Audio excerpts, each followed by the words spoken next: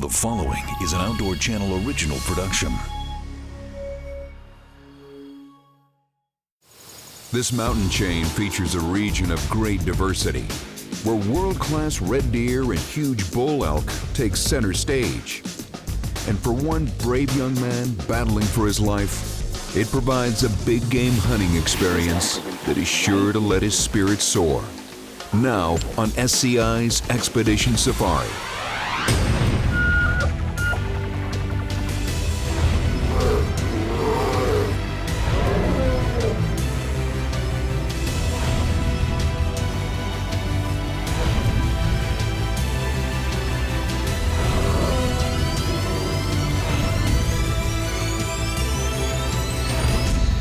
SCI's Expedition Safari is brought to you by Safari Club International, first for hunters.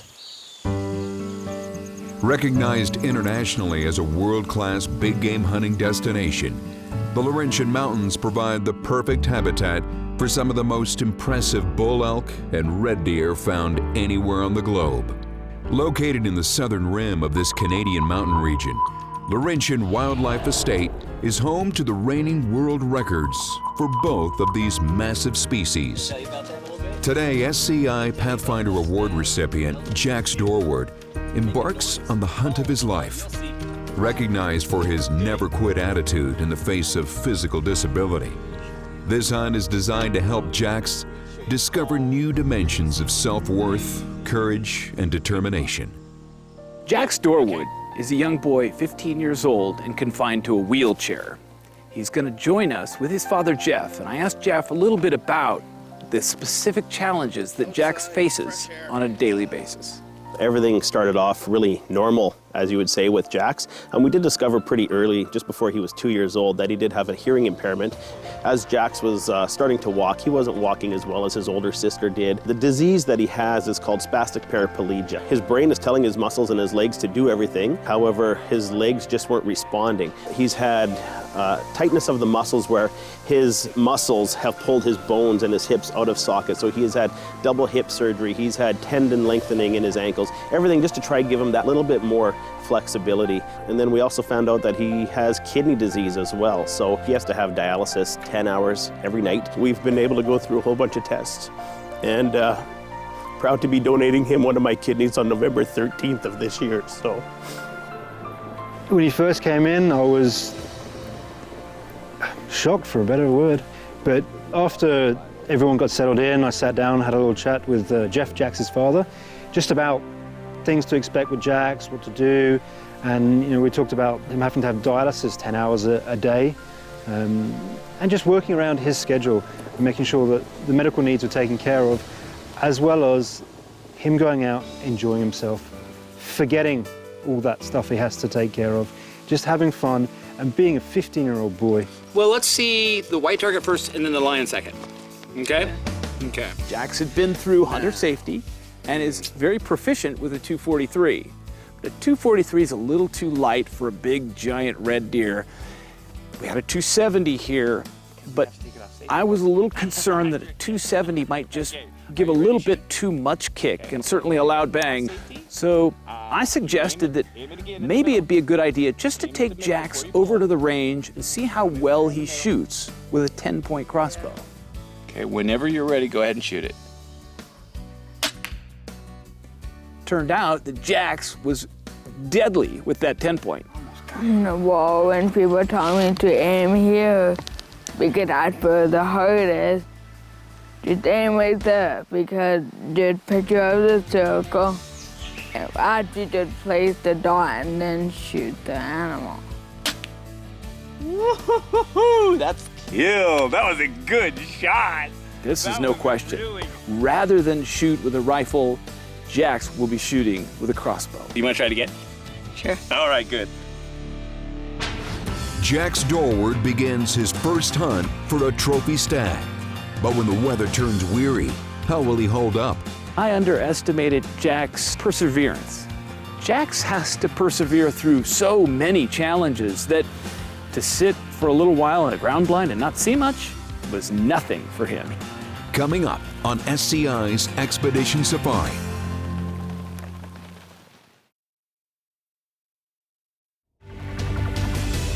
SCI's Expedition Safari is brought to you by Safari Club International, first for hunters, and by Aimpoint, the future in sight.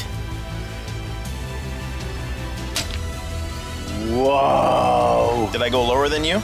That's your shot, and that's your dad's shot. Unbelievable. 15-year-old Jax Dorward has spastic paraplegia, confining him to a wheelchair. He also suffers from a severe kidney disease, requiring a transplant donation from his father. But neither of these challenges is going to prevent Jax from embarking on the hunt of his life here at Laurentian Wildlife Estate in Quebec, Canada. For Jax, if we stayed in a nice ground blind and stayed quiet and down, we knew we could get him within range. We built this awesome little blind for him. We got set up, we put a tarp on it, we decked it all out. You know, so even though it was raining outside, we were sitting nice and dry, and it worked out well. The first day we hunted with Jax, the weather wasn't ideal. It was warm, it was humid, it was raining. Not ideal conditions to be sitting in a ground blind in the rain, but to get him out there and to see the animals and to see his surprise, I don't think he really knew what to expect, what was going to come out in front of him. And even though we didn't get anything in a close range, he was just so excited. I mean, I've never seen anyone be so awake and alert in a blind in my whole life. His eyes were moving, his head moving left to right, it was awesome. Yeah, and there's like a lot of elk. I can hear some sound like they're calling, and you saw some laying down and then walking, eating.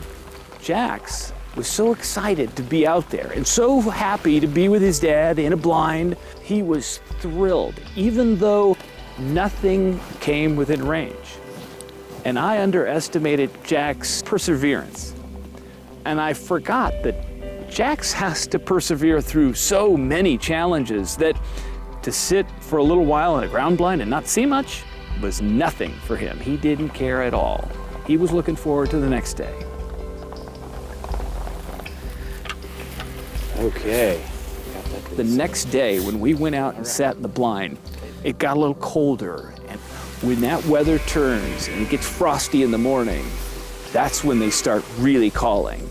And sure enough, we heard calls, roaring, bugling, and we started seeing animal movement. They're fighting, 2 stags. We got back in the same blind. The elk started to bugle, the stag started to roar, and it started to go off. We were sitting there, get some elk milling around, coming in and out. There was one elk in particular running around. He was all over the place, coming in and out, charging around. And what happened a little later was really exciting because we had another elk come within about 10 yards.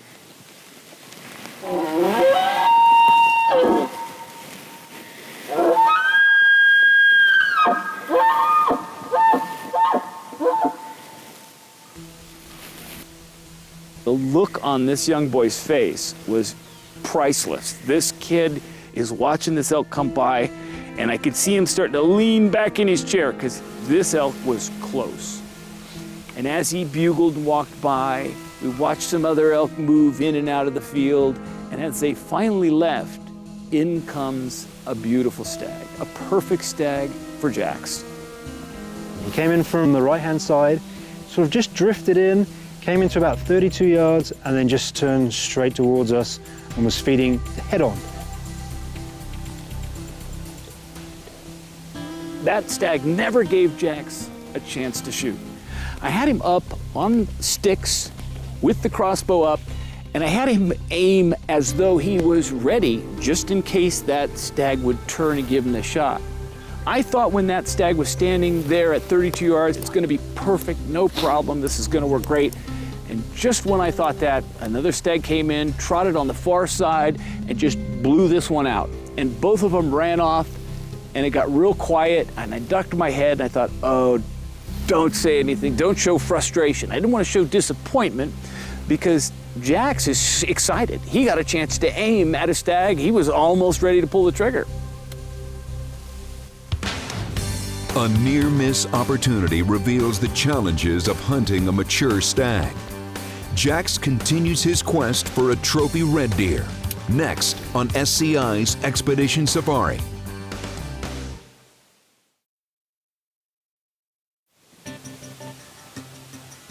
SCI Pathfinder Award recipient Jax Dorward is hunting huge red deer at Laurentian Wildlife Estate in Quebec, Canada.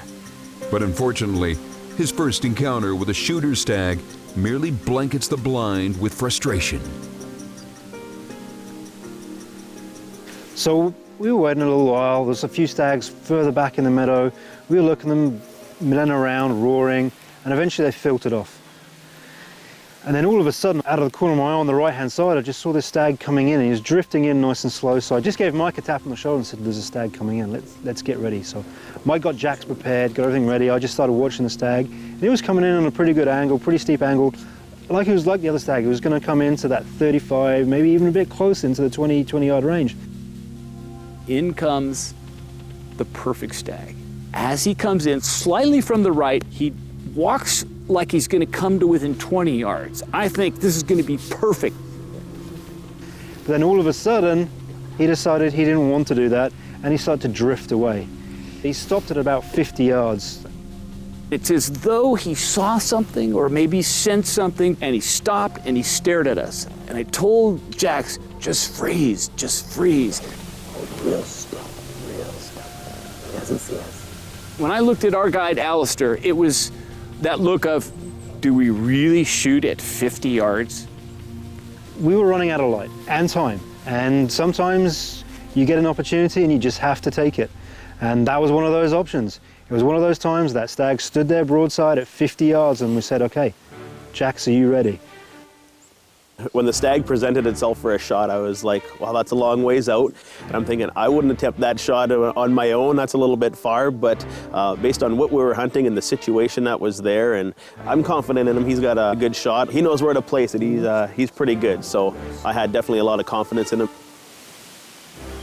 It was at that point, another stag started to come into field, and I realized we might have a take two of what happened just an hour prior to that. A second stag coming in and blowing it all out. And then it started to move again. And that's when we decided, okay, let's see if we can get this done. Okay, take it off safe. Take it off safe. Okay. See, he's looking right at us. Hold still. Okay, fourth dot. Fourth dot. You got it? I told Jax to put that bottom spot, that 50-yard pin, right on the spot and squeeze the trigger. Just about that time, that stag decided to start to walk off. Stop. Mike, little call out, stopped him. Stopped for a fraction of a second, started to move again. Mike called again. I was beginning to think this isn't going to work. The stag takes another step, and now it looks like he's really going. So I give him one last bark. And when I do that, he stops, he looks, but this time Jax is ready. Good shot. And Jax, beautiful shot. Just perfect. You couldn't ask for a better shot. He's got a great smile, and I've never seen it as big as I saw it last night. And with the way he described his heart that was just pounding in and out of his chest, I felt that before, and I'm glad he got a chance to experience that same feeling that I felt. So. I wasn't too nervous or scared. I was like, oh, come on, dude. Wait and shoot, because you want to have it at a perfect angle at it. He hit it exactly where I told him to hit it. Question, though, was did it enter at the right trajectory? Because when it's dropping from 40 to 50, it's heading downhill. And at that downhill point, you want to shoot a little high. And when we looked back at it closely, we could see it was just a little bit on the low side. It was a killing shot, no doubt. But was it that perfect killing shot that would drop him at the edge of the field? It went in, and these things opened up, and it went all the way through, and that's blood there. So it went all the way through, and it even dug into the dirt on the other side. So he's got not one hole, he's got two holes, because it went in one side and out the other. So the stag, we knew he was hit hard, but as we do with all archery hunting, all bows and crossbows, you gotta let that animal sit. So we let him go off and sit, And unfortunately, we ran out of light. There's no point trying to get into the woods. If that animal's not dead, you're just going to bump him and he's going to run off, and then we're into all sorts of issues. So Mike and I decided the best thing to do was let him sit. Go back, have some dinner, go back in the morning and find him. So I got up early, came to the place where we lost him in the trees. I tracked for a good 5-10 minutes, came up over the ridge. Just as I was coming over the ridge, I could see some antlers. I stopped, I looked and realized that that's Jack's stag. Then we called Jax in, got him in, he was all excited. I mean, just to watch him come up to that animal and see the antlers and just see his face and speechless. Oh yeah. When we drove up, I saw a look and a change in that young boy that was inspirational. He absolutely lit up. The smile was there. He got behind the antlers and I said, just grab a hold of him. And he grabbed me and he said, whoa, they're heavy. And he was all excited. He had no idea what it was going to be like to hold on to his own animal. Go ahead, feel those antlers. Heavy. It is heavy, isn't it? Is that good or what? The antlers are heavy. Like, I can't move it. 11, 12, 13, 14, 15, 16 point stag. Hey, Dad, have you ever got a 16 point anything? No, never, not for me. Wow. And when we told him that Safari Club folks and the folks here from Laurentian are going to mount this stag head, and he gets it, he couldn't believe it. He had to have me repeat it back 2 or 3 times just to make sure that he was getting it right, that he gets to keep this. We'll come to your house and it'll look just like he did when he was standing in that field. What do you think about that? You mind putting a big old stag on your wall? Think your mom will be okay with that? Well, Dad said yeah. Mom said no, not in the house. I think she'll make an exception for this one, buddy. There's nothing like that first time. And you want to get a chance to keep that memory as long as possible. And for Geoff, his wife, and young Jax, they're never going to forget that first hunt that Jax went on, because hunter conservationists really do care. As we talk about the protection of the freedom to hunt, what SCI's primary mission is, this is part of it, passing it along and experiencing it with other people.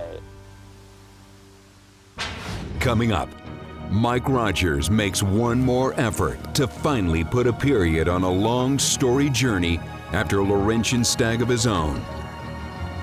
Next on SCI's Expedition Safari.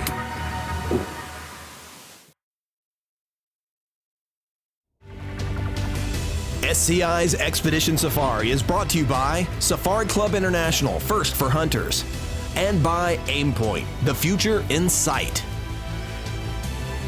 They are, and well, actually, we're gonna take some pictures first. Will you take some I pictures? want to hold it. All right, that's what I wanted to hear. I want to hold it.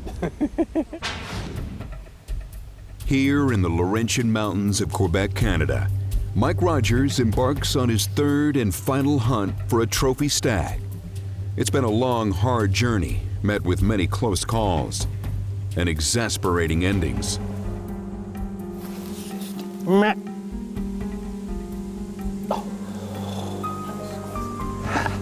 Will patience finally pay for a day of good fortune?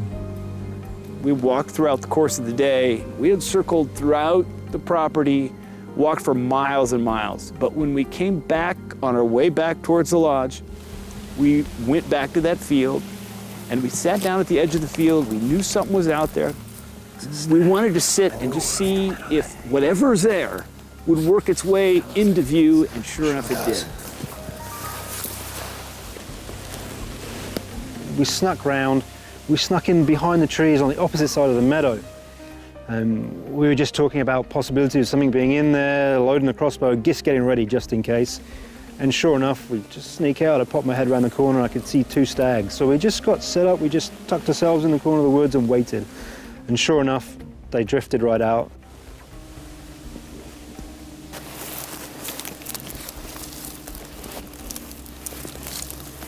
Yeah, I thought, here we go. This is it.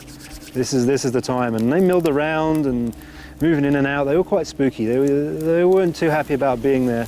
Then eventually they settle down. 23.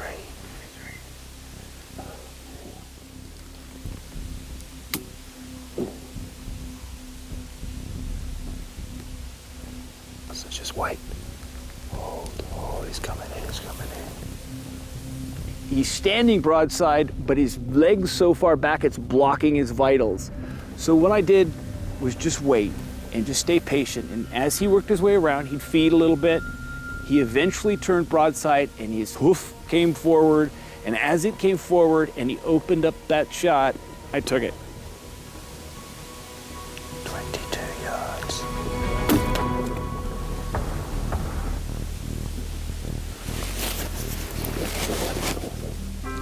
It hit, passed straight through, and absolutely dissected the heart through the dead center middle. Yeah, boy.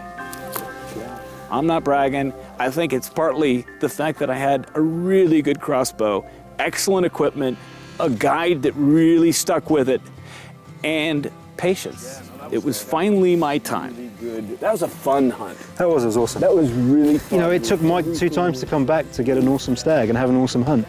Patience paid off. Whether you're an unexperienced hunter like Jax or an experienced hunter like Mike, who's hunted all over the world, patience is the key. And to come here, see the great animals that we have, be patient because something will happen and something special will happen. And that's the beauty of hunting at Laurentian Wildlife.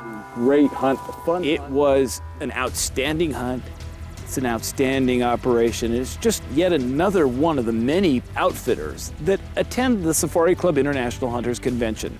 If you want to know where your next adventure might happen, you might want to try going to the annual Hunters Convention in Las Vegas, Nevada. It's always held at the end of January, at the beginning of February. Log on to safariclub.org and find out how you can attend the convention and be part of the organization that is first for hunters, first for you.